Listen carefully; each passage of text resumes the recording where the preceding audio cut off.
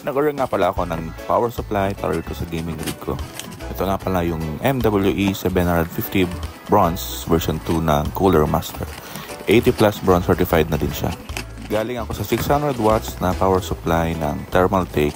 Nag-upgrade ako dito sa 750 kasi nag-upgrade din ako ng video card. Ang video card ko pala dati ay yung Sapphire Nitro Plus RX 580. Tapos nag-upgrade ako sa Sapphire Nitro Plus 6800.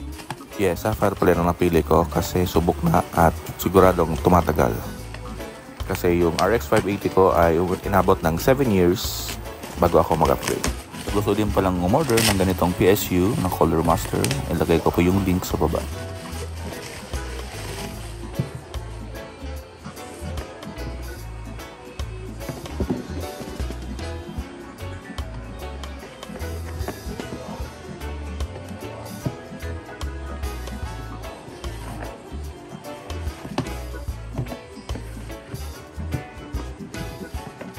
Train